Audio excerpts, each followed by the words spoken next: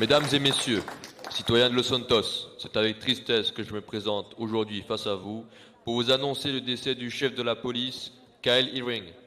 Nommé par le maire républicain Erwan Dunson en 2018, celui-ci a servi notre communauté pendant 29 ans, dont 7 ans en sa qualité de chef de la police avant d'être sauvagement assassiné devant son domicile, alors même qu'il rentrait voir les siens.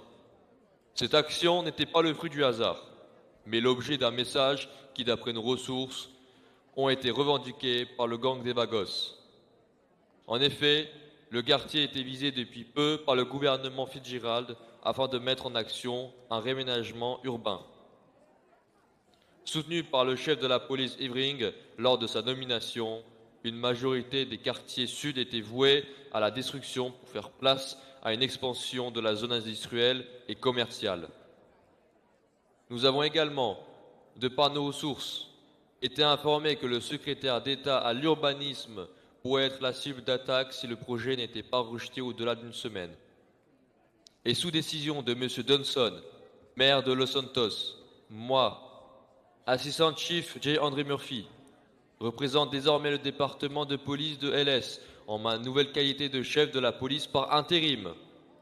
Ma première action en tant que chef de la police a été de réunir mon cabinet dans ce moment de crise pour créer une task force liant le Detective Bureau et le Counter Terrorist and Special Operations Bureau qui sera supervisé par la chef adjointe Ayla Henriolo.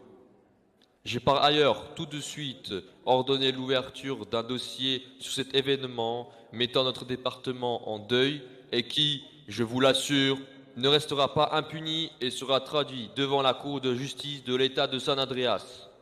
Je me réunirai dès ce soir avec le chef adjoint Jay Hayes et le commandant Stan Maclay en charge des 8 divisions d'enquête du LSPD pour structurer le dossier, conjointement avec le bureau du shérif du comté et le FBI.